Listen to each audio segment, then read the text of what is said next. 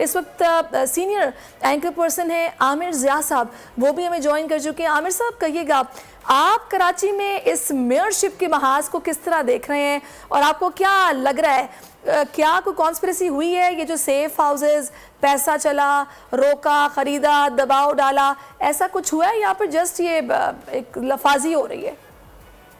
देखिए, अफसोसनाक सूरत हाल ये है कि हमेशा कराची के मेयर के इंतखाबात किसी न किसी हवाले से मुतनाज़ा होते हैं। अगर आप पुराने लोगों से बात करें, वो कहेंगे जी जमात इस्लामी के अब्दुल सत्तार अखवानी साहब जब भी जीत कर आए तो उसके पीछे कोई ना कोई कहानी थी, तनाज़ा था। उसके बाद फिर जब निमतुल्लाह आए तो यही सूरत हाल थी। लेकिन अब आयरॉनिक बात यह है कि इसी किस्म का इल्ज़ाम अब लगेगा अगर मुर्तज़ा वहाब साहब जो है किसी सूरत से वो ये जो कहते हैं ना कि इलेक्शन जीत जाते हैं। क्योंकि अगर आप पार्टी पोजीशन के हिसाब से देखें तो बड़ा वाज़े एक है कि एक तरफ 192-93 वोट्स हैं और दूसरी तरफ 173 वोट हैं, 174 वोट हैं, ठीक है ना। तो उसमें कोई शक शुबा होना नहीं चाहिए था, कोई क़यास सराई होनी नहीं चाहिए थी। लेकिन क्योंकि हमारी जमहूरियत एक तरह की फ्लॉड जमहूरियत है, उसके अंदर एक तरह की कमजोरी है, तो आपको नजर ही आता है कि जी कोई ना कोई इसके अंदर कहते हैं ना कि कोई गड़बड़ हो जाती है। तो इस मरतबा भी कि जिसके अदद हैं, जिसका दावा है कि जी हम 2 पार्टी अगर इत्तेहाद कर लेती हैं तो हमारी एक अक्सरियत हो जाती है, तो वो अक्सरियत होती हुई नजर गालिबन बहुत सारे लोगों को नजर नहीं आ रही। अब उसकी कई वजूहत हो सकती है कि PTI जो है वो इंतशार का शिकार है। उसके अंदर जो है जब से 9 मई के वाकयात हुए हैं तो बहुत सारे लोग जो है वाकई जो है दिलबर्दाश्ता हैं, बहुत सारे लोग जो है दबाव का शिकार हैं। तो ये अब अलग अलग इसके ऊपर लोगों के रद्द अमल आ रहे हैं।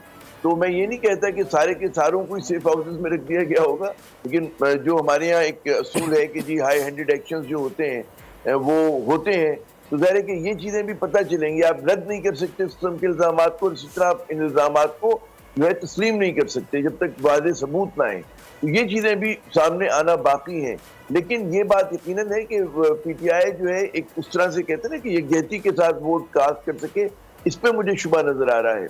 अच्छा, इसमें सवाल ये होता है कि अब्सटेन करेंगे या फॉरवर्ड ब्लॉक बनेगा, तो वो भी चंद कहते हैं ना 1 आध घंटे की बातें, चीजें वाजे हो जाएंगी। जब फॉरवर्ड ब्लॉक बनता है जिसमें अगर 63 या 62 अरकान है PTI के, उसकी मेजोरिटी उस फॉरवर्ड ब्लॉक का हिस्सा होती, तब तो फिर कोई मसला नहीं होगा। वो अपनी पार्टी के जो भी वो है अगर फैसले के खिलाफ जाते हैं तो वो जा सकेंगे। लेकिन अगर चंद वोट कम लोग हैं तो वो एब्सटेन करते हैं, उसके खिलाफ अगर वोट देते हैं तो फिर सुप्रीम कोर्ट का एक फैसला मौजूद है कि जी डिसीट कर देते हैं उन लोगों को जो पार्टी से हट के वोट दिया जाता है। लेकिन क्योंकि इसमें हमारा सुप्रीम कोर्ट का एक वर्डिक्ट मौजूद है, लेकिन यहाँ पर सिंध लोकल गवर्नमेंट एक्ट जो है उसमें इबाहम है, वो इस मामले पर खामोश है। तो पीपल्स पार्टी उस इबाहम को खेलने की कोशिश करेगी। तो मेरे ख्याल में चीजें कहते हैं ना कि जिजवान जी कितने बाल हैं अभी सामने आ जाते हैं, तो थोड़ी देर की बात है, हमें पता चल जाएगा। चले, बिल्कुल आप ठीक कह रहे हैं। तो आमिर साहब, अगर तो मुर्तज़ा वहाब मेयर कराची मुंतखब हो जाते हैं तो आपकी क्या एक्सपेक्टेशंस हैं उनसे? नौजवान हैं, पढ़े लिखे हैं, क्या करेंगे वो? देखिए, पहली बात है कि पहली मरतबा जो है पाकिस्तान पीपल्स पार्टी का कोई मेयर मुंतखब होगा, अगर मैं गलत नहीं कह रहा। क्योंकि इससे माजी में जब हुआ था तो दे वर वेरी क्लोज, बहुत करीब थे, लेकिन 2-4 वोटों से चीजें निकल जाती थी उनके हाथ में, खुसूसन ज़ियाउल-हक साहब के दौर में। लगारी साहब बहुत अच्छी उस पर रोशनी डालेंगे, ठीक है ना। तो ये होगा। तो पहली बात, अगर पीपल्स पार्टी मेयर बनती है तो आप देखिएगा कि सिंध गवर्नमेंट भी उनकी है और मेयर भी उनका है। तो यकीनन उनको हुकूमत सिंध की वो हिमायत मिलेगी जो दीगर पार्टी के मेयर को नहीं मिलती। लेकिन फिर यहाँ पे वो सवाल है कि वो जो हिमायत मिलेगी, क्या उसमें स्ट्रक्चरल चेंजेस होंगे? क्या वाकई पार्टी वो कहते हैं ना ताकत को डिवॉल्व किया जाएगा, 3rd टियर तक मुंतकिल किया जाएगा? अगर नहीं किया जाता तो यकीनन इनको पैसे मिल जाएंगे, वो पैसे खर्च भी कर देंगे, नजर भी आ रहा होगा कि जी बस चल गई है, फला काम हो गया। लेकिन बात ही कि असल जो स्ट्रक्चरल मसला है इस शहर का, कि आप मतलब है क्या वो जो है आपने एक बनाया हुआ है ना, Sindh solid waste management board बनाया हुआ है, आपने सिंध बिल्डिंग कंट्रोल अथॉरिटी बनाया हुआ है। तो तमाम शोबे जो कि बल्दिया के तहत होने चाहिए वो निकलकर हुकूमत सिंध के पास है। मेयर की जगह CM उसको प्रिजाइड करता है। तो क्या ये चीजें भी दूर होंगी? तो ये भी देखने की बात है, क्योंकि जो कराची के कहते हैं ना कि अक्सरियत को एक उनका मुतालबा रहा है कि जी आप इख्तियारात को डिवॉल्व करें। फिर कोई भी पार्टी जीते, उसमें अवामी नेशनल पार्टी जीते, वो MQM जीतती है, PTI जीतती है, पीपल्स पार्टी जीतती है, फिर कोई मसला नहीं होगा।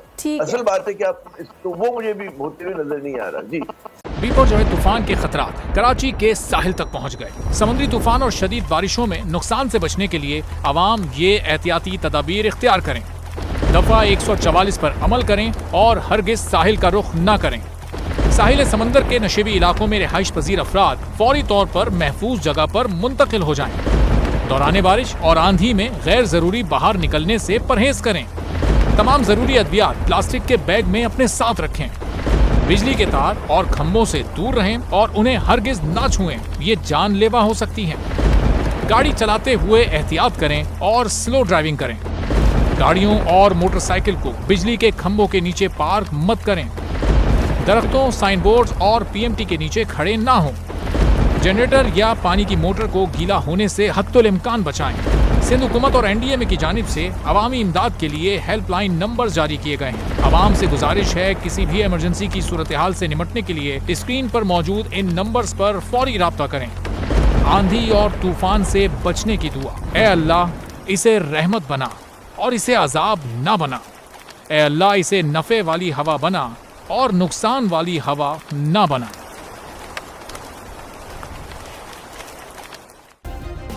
सब्सक्राइब करें और बेल दबाएं ताकि कोई खबर रह न जाए।